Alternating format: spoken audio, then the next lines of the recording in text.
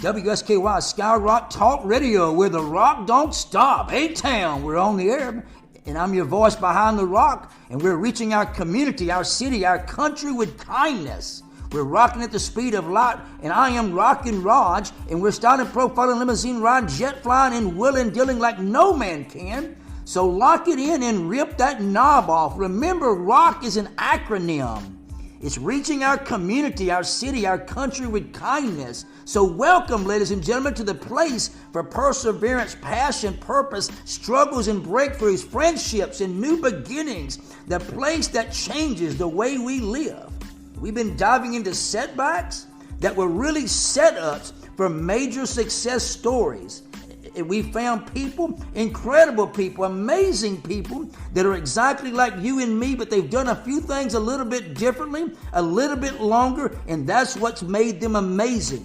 Always remember, we're one small decision away from our next success story. This is season 1, episode 11, and let me thank you for joining us, for giving us feedback, words of encouragement. Thank you for subscribing to our YouTube channel. You can also hear us on Spotify and Anchor. We're in this together, ladies and gentlemen. We're coming together to build the strongest rocking, reaching our community, our city, our country with kindness movement that social media in this area has ever seen. Because the more we share our story, the more lives we can change. So thank you for joining this movement. Join our Facebook group, WSKY SkyRock Talk Radio. Hit us up on our website, skyrocktalkradio.com. Thank you for listening, and show some love by clicking that support link on our website, because every dollar counts towards spreading kindness. And always remember this: it doesn't matter where we start, it's where we finish that counts. No, it's not a secret that we don't all get the same start in life, because life just isn't fair. No matter how much we try to level the playing field. Some people start off with supportive parents, enough money for what they want, a good education, and a chance for a great future. Others, however, are not so fortunate. Maybe they're born into poverty. Some folks have a rough childhood because their families make them feel worthless, or they have no good role models to show them what's possible. But we all know, ladies and gentlemen, that a great start doesn't always guarantee a great finish. How many of us know highly educated, smart people that have never lived up to their potential? Yet, how many of us know people that have had a rough start in life, yet they triumphed against all odds? Because it doesn't matter where a person starts, it's what they do with that life that determines where they end up. Always remember that love and kindness, be kind and love always, person to person, one kindness at a time, and let's continue to reach our community, our city, and our country with kindness. And here I am, ladies and gentlemen. My guest this week on this episode has seen the Rapides Parish school system through the eyes of a teacher, an administrator, and a parent. He is currently furthering his education on the highest level to provide our teachers and our students and our parents the most contemporary methods used in today's education. And I'm talking about none other than the school board member candidate for District G, Mr. Bill Christophe. Yes, sir. Welcome. Wait, it's great to be here. Thank you for having me. That's a lot of intro right there. But let's make it clear that District G covers the Alexandria Senior High School and all of its feeder schools, which include Brain Middle School, Cherokee Elementary, and J.B. Knackman. And there may be a few others. Take us back. Let's take us back for just a moment. You are a Louisiana native. You grew up in New Roads, Louisiana. Yes. And you've been in Rapides Parish for 18 years. Take us back. Talk to us a few minutes about some obstacles, some setbacks that just growing up that you had to overcome? Of course. Well, New Roads is a fairly small town because it's grown since I left there. But New Roads is a small town, and just like with a lot of small towns, it's a lot of people that don't get out. A lot of people in small towns, they end up staying there, and for several reasons. I ended up getting out because I wanted to see more of the world. I wanted to see what else I can do. And actually, just within my family, they were scared of me, just like most small town families. They didn't want me to get out. Just like everybody else, they wanted me to stay in town, live close and not really venture. And it seems like that creates kind of a cycle. If you do it, then the kids do it, then that kids do it, and nobody never really ventures out. Throughout my childhood, I was told a lot of times where, especially coming from a small town, you can't compete with other people. I was always told what I couldn't do. And it wasn't necessarily from my parents. It was from teachers. It was from family members and anybody that was, I would say, scared to venture out. And, that didn't sit well with me. I wanted a little bit more. I didn't want to get caught up in the same trap. I wanted to go out and do some things and see some things so I can bring back things to my community. So that's kind of how I got my start. Small town. I loved it out there. New Roads is a real beautiful place, and I try to get back there as often as I can because my family, the majority of them, are still live there. But being one of the first people in my family to go to college, I got a chance to see more, and the more I saw, the more I wanted, and so that's kind of the setup for me continuously wanting some more. You've also invested in the community by serving as a classroom teacher, an assistant principal, an educational leader on multiple levels, including middle school, high school, college, and even adult education. And you have a passion for education, and you're committed to a standard of excellence. Yes. You've received your bachelor's degree in music education from Southern University, a master's in educational leadership from Louisiana State University, and you're currently pursuing a doctorate in higher education administration from the University of Louisiana in Lafayette. Yes, sir. And you live in Alexandria with your daughter, who, by the way, is a student in Rapides Parish School System. You attend Calvary Baptist Church. You've played the trombone and the bass guitar. Yes. You are an orchestra member, and you have been the conductor at Calvary Baptist Church for the last 16 years. Yes, sir. Let me take a moment and say thank you for your service. You're welcome. Very welcome. You are a veteran in the U.S. Marine and the U.S. Army.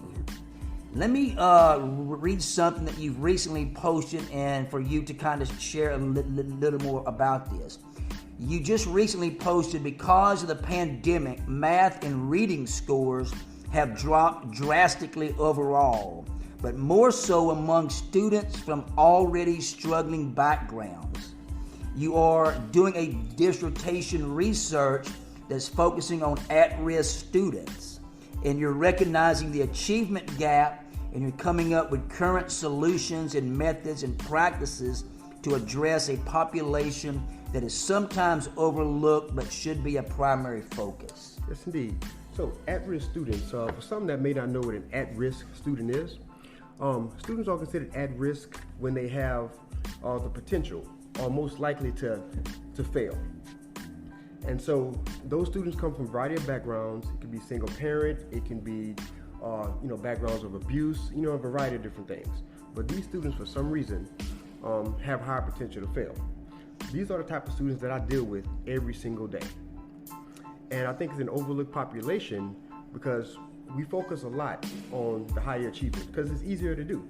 But the ones that are more of a struggle, we tend to stay away from. So my dissertation is on at-risk students and how they relate to higher education. I'm looking into the backgrounds of why they're at risk, the types of people that are at risk, the reasons for being at risk, and why do these students not go to college? What's the percentage of them going to college? What are the barriers that keep them from college? And what are the supports that help them go to college? And we're talking about four-year universities and also technical colleges. in HBCUs, PWIs, and all higher education institutions. So that's my research, and I've been getting I've been finding some very great things. And actually, one of the term "at risk" was coined, I believe, in 1983. But it was an article called "A Nation at Risk," and it was talking about the achievement gap, and it was talking about the educational levels of youth. It was called "A Nation at Risk." So that's how that term was coined. Thus, we have at-risk youth, deriving from that. Now, one of the things, as a school board member, you want to get away from the old ideas, the old policies, the old frame of mind, yes, and upgrade to more modern practices, and work to improve the district with the most up-to-date practices. Because let's be honest, if the old ideas and policies and frame of mind worked, we wouldn't be in this condition we're in right now. Yes. I believe we have to meet students where they are. We have to. We can set the level of expectation, but that level will never be met if we don't meet them where they are. For instance, gone are the days of sitting in a classroom with lectures. Gone are the days of textbooks. Everything is kind of technology driven now. And although textbooks and books are really important, we have to meet students where they are. Again, I have a daughter that's a freshman in high school right now. And even though I have a bookshelf and they're full of books, of course, she would rather read on the iPad. So the two problem areas that we see a lot in education is math and reading. So a student that doesn't want to read, I can't shove a book in his face and say, hey, read this. But I can gain his interest by this electronic book, and he will start getting interested in this book and starting to read more because I've met him where he was. Then I can lead them to, hey, take a look at this hard copy. Let's go to the library. Let's get a Kindle. So that's one of the things. I'm all about meeting students where they are to get them where we want them to be. So far, just what we've shared, you are definitely highly qualified, highly certified, highly invested. You most definitely have the background and expertise to get it done. Like you've recently posted, the educational community consists of parents, students, and teachers, and you definitely represent all three. Let's not forget that your ballot number is 70. Yes. So anybody that's voting, ballot number 70 is Mr. Bill Christophe. You are a veteran of 2 branches of service, and you're no stranger to hard work. Right. And as a United States Marine, you've learned to adapt, you've learned to overcome in any situation. And as a soldier in the United States Army, having high standards and relentless work ethics embedded in you every day, these skills, along with your no-nonsense, mission-driven mindset, are just some aspects that make you the perfect candidate for District G. Yes, sir. And so what you want to do is you want to serve and you want to fight for our schools just as honorable as you have served and still fight for this country. Yes, sir. By all means. Being a military man and an educator, I mean, those are you're going to work in both of those professions. You're going to work. And I get up every day. I get up every morning. I get up early. And I make a plan. I execute my plan. And I fight hard. I make goals every single day. I make goals for myself. I make goals for my family. I make goals for the students that I interact with. I make goals for the teachers that I interact with. I try to set the standard as high as we can by meeting people where they are so we can get them to where we are, where we want them to be. If I can talk a little bit about my educational background. So, again, I'm a native of New Roads. I came to Alexandria in 2004. First year teacher, 22 years old. And I was a music teacher. My first degree is in music education. I taught in the classroom for 10 years. And the reason why I wanted to get into administration was because some of the decisions that were made were not made in the interest of the teacher. So I wanted to be that person that fought for that person that was in the classroom like myself. So that motivated me to be an assistant principal. My background as a high school teacher, a high school administrator, a junior high teacher, and a junior high administrator, I think makes me more than qualified in order to make the correct decisions for the students and the teachers. And being a current parent, and that's my thing. Everything I do is current. I'm currently still in the field of education, working every day. I currently invested in Rapides Parish, have a daughter. I come to the school board with several different perspectives. The perspective of a teacher, because I currently am a professor at Louisiana Christian University. I currently with the perspective of a principal. I'm over a military organization where we deal with at-risk youth. I currently come as a perspective of a parent. Again, I have a daughter that's in our system. And I can even say the perspective as a student, as we mentioned, I'm still in school myself. So I think these different perspectives give me an all-around aspect in order to make the correct decisions for everybody. One of the things that you have posted, one of your commitments was fairness of all schools. Speak on what you mean by that. So being in the system, and also being in the system from the inside looking out and outside looking in, and talking with people, teachers, principals, everybody, that was a concern that came up several times. That made it to my commitment list because it seemed like this was one of the things. A lot of people don't feel that every school is treated the same. They don't get the same amount of opportunities, maybe because of the area that they're in or whoever's in administration. So I want to make sure that all our schools are treated exactly the same. We have the same opportunities. We have the same types of programs. And I know school cultures differ from school to school. So the programs based on the culture may not be the same. But we can have different programs, but make sure we have the same funding to fund these different programs and everything these programs need in order to flourish. I don't think that one school should have an abundance of funds that are given and another school have the same program and it's a lesser program. And that's all around. That goes for programs, that goes for technologies, that goes for resources that our teachers need.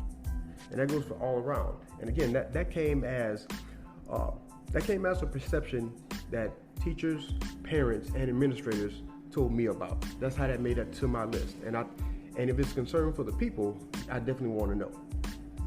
And another commitment that you have posted is social emotional health of students and teachers. Yes. Because students today face very complex issues. There are a multitude of non-educational factors that are vital to their overall well-being, and these factors play an important role in their learning process. And likewise, it's essential to make sure that our educators are healthy mentally and physically so they can perform to their highest capacity. In realizing this, detecting these early warning signs of stress and depression and anxiety will put us in a better place to put measures in place. And this will help us catch these early signs and better deal with these factors if they occur. Talk a little bit more about the social emotional health of students and teachers. Yes, this is huge. It's huge. As you know, let's talk about students first. Students deal with many more issues today than you and I probably dealt with in school. You know, with the increase in social media and everything, the world is open to them. So they deal with so many more issues. And teachers deal with the same because they have to deal with our students. So social emotional health is big. Just like you said, depression, anxiety. I'm not going to say it's just not coming to light, but we're starting to get more awareness because mental health is becoming a bigger issue. Several things, because I talk with counselors about this as well. Several things come to mind when we talk about the social emotional health of students and teachers, and these can go for both. We need to educate our teachers and students on these different signs. We need to have wellness checks for our teachers and our students. We need to recognize, hey, it looks like you're having a not so good day today. What's going on? Come and talk to me.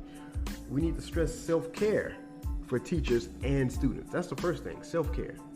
I think we need to have mental health days implemented along with sick days and everything else. We need to have mental health days. We need to have counselors And I don't mean the school counselors, because I know the school counselors have a lot to deal with the schedules and tests and everything else. But I'm talking about, actual like mental health counselors to come inside our schools and teach some life coping skills. Teach suicide prevention, teach about depression, teach about anxiety, so we know those signs. I mean, from talks like that, you may have students in the class that are dealing with these things but are not saying anything because they think nobody understands. So we have actual counselors to come in the room to teach about these things, have more awareness. I think we can get more feedback, and people start to open up more about their depression, about their anxieties, about the things that bother them. Because again, we want to make sure our teachers are healthy, our teachers are happy. We want them to perform at the highest capacity, so they can get our students to perform at the highest capacity. We want the students to be healthy and happy, so they can perform at their highest capacity. That's a huge thing for me. And again, years ago, this wasn't looked at as it is now. But more awareness. We're starting to see more signs. We're starting to see more effects of mental illness and mental health, and what will happen if we don't recognize that. So that's a biggie for me. Another commitment is teacher recruitment and teacher retention. Yes. Support, appreciation, and safety. Because not just in Rapides Parish, not just in Louisiana, but all over the country, teacher shortages are affecting classroom production. Because our teachers are valuable and they're needed. Because it is our responsibility to treat teachers as the professionals they are, show them they are appreciated, and also provide them with the resources needed to serve students with the best education possible. And it's very simple. Teachers love to teach.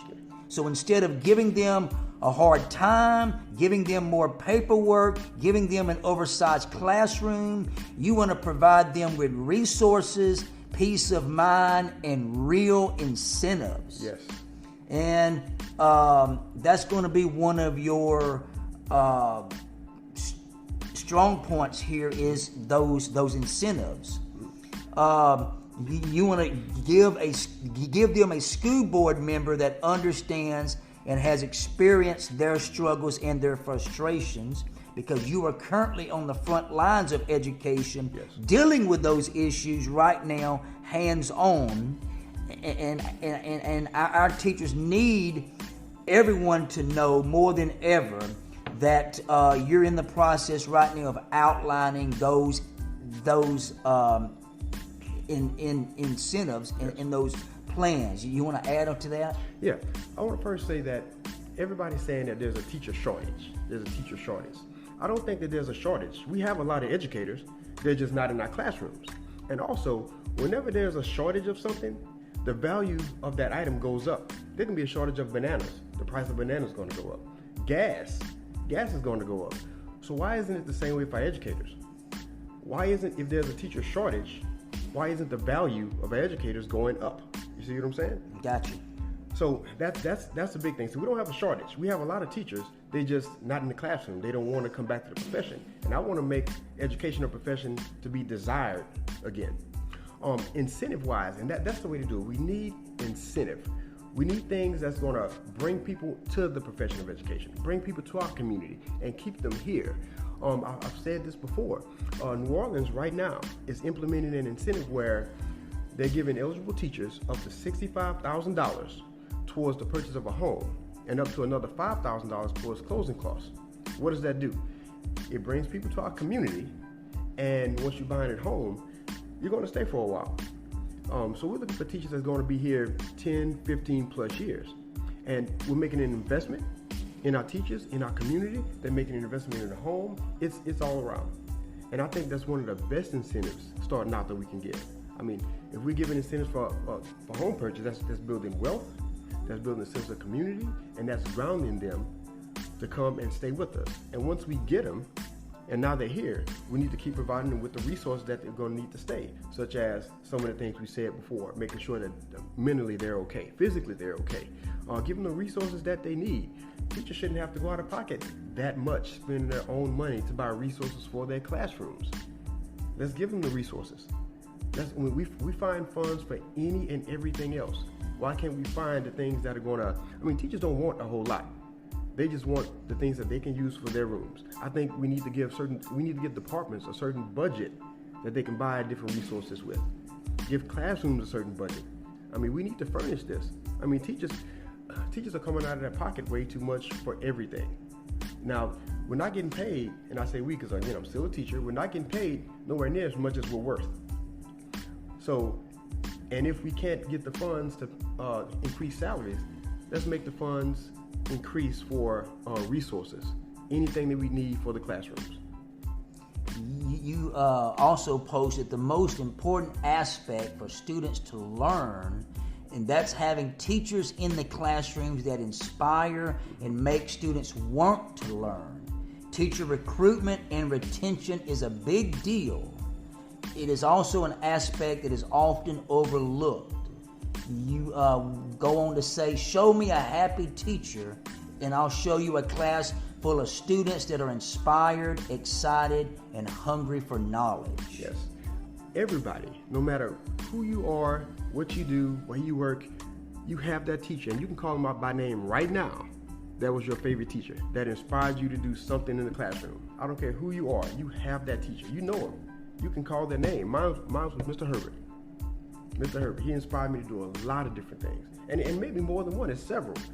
So again, show me a happy teacher. Show me a teacher that's happy to come to the classroom, that's happy to come to work today. And just from the teacher's vibe, the students are gonna like it. You can have a student that doesn't like math, doesn't like reading, doesn't like that subject. But if you have an inspirational teacher, they're gonna listen. They're gonna learn something. And these are the people that we need in our classrooms. We can't get these people in our classrooms without the proper incentive, without the proper resources. And again, all of this ties together. Teacher incentive. All of this ties together. It's simple, but it's complex. The complexity of it is getting everything we need for it to tie together. But everything ties together. Let's make our teachers happy. Let's recruit. Let's retain. Let's make sure they have the resources that they need. Let's make sure they have everything they need in order to do the jobs. Because right now, the lifespan of a teacher was about 4 years, and then they're leaving the classrooms. That's a lot of time invested in their education, in their time, and in our system, and they're leaving us. We want longevity. We want to make sure people are happy to come to work. I'm fired up to go to work every day. And I'm fired up because I know I have to fire my staff up. And so hopefully my vibe, me getting up early and ready to go to work, ready to teach, ready to talk to the teachers, I want that to catch on to them. That catches on to them, they're happy, they're ready to go to work. They bring that vibe into the classroom. The students are fired up. And that's what we need. We need education to be a profession that is desired. We need teachers in the classroom that are excited and ready to roll in order to inspire these teachers. Because the key to success is to train a successor. And that's what we need to do. We need to inspire people that want to be teachers. And again, I'm pretty sure anybody and everybody that's listening, they can think of that teacher that inspired them to do something. And that's what we need more of. And your number one commitment is increasing academic performance and improving discipline. Yes. So again, that's a big one. Now, again, all of this ties together because the way we increase academic performance is by what we just talking about. We have that teacher in the classroom that's inspiring. That teacher comes and that teacher is teaching every day. Your academic performance will come up. Now, of course, discipline is also a big deal in our classrooms. And as far as discipline was, when I was the assistant principal at one of the high schools here, I implemented a tracking form. And it was for minor infractions. This implemented the student, the teacher, and the parent. So if I can explain that real quick. So if a student does something, a minor infraction, of course that'll be kind of strike one, I guess you would say. The teacher would document what the student did, and the teacher would talk with him, counsel him, let him know what he did wrong, let him know the expectation, and reinstate the expectation so the student would know. All right? If the student does something again, the second time, well, the teacher would document that, and the teacher would also contact the parent and say, Mom or Dad or both, this is the second time I'm talking to you, see if I can get some help from you. This implements the parent. And so again, we document. So the first time, the teacher talks with him. The second time, the teacher talks with the parent in order to get some support for this type of behavior. Okay, continuing on, if that doesn't work, The third time, that's when we document again. That's when it comes to the disciplinarian office. That assistant principal, which at the time was me, I would reach out to the parent. After step 1, the teacher. After step 2, teacher and parent. We would go step 3. I'm reaching out to the parent also to let you know, hey, we're still having an issue. And at that point, a disciplinary action would be implemented, like an in-school suspension. While in in-school suspension, we're not just sitting there wasting time or writing. We're talking about the behavior. We're talking about what we can do to correct the behavior, and we're doing things to so when the student comes back to the room, he realizes what's going on, realizes the consequence, and realizes what we need to do in order to not do that. So we're putting all these preventative measures in place, and we're not just kicking the student out of school right off the bat. We're going by steps to make sure the teacher is involved, the parent is involved, and the administration is involved. We're trying to do interventions.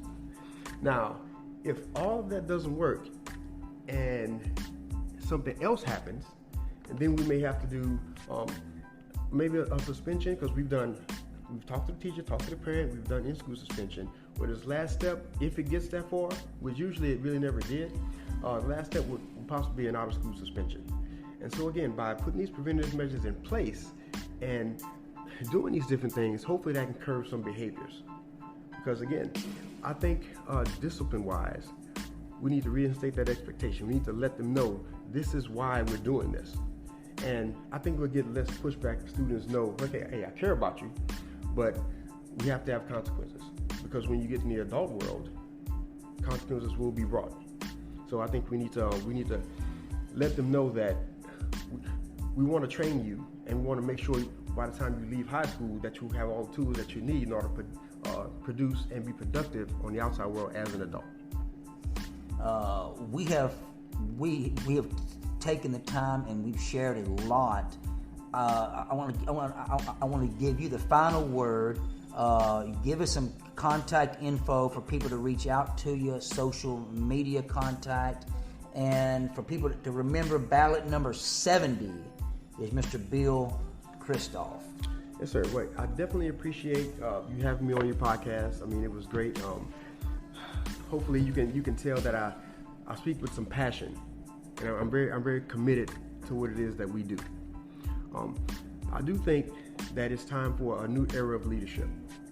It's time to modernize some of our ideas, our thoughts, and our actions.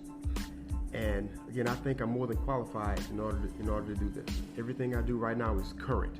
I'm still on the front lines in every aspect. I'm willing to work, and I have longevity. I'm going to be here for a while. I mean, I'm old enough to know how things were, and I'm young enough to know how things need to be. And I'm going to be here for a while. So when it's time to come and vote, remember number 70. Vote for longevity. Vote for experience, and vote for someone that's current. I'd like everybody to check out my Facebook page. If you go to Facebook, it's Bill Christophe for School Board. I have updated information. I post pretty frequently about different things. I keep it updated pretty regularly. And hopefully on November 8th, you go out and you vote for me.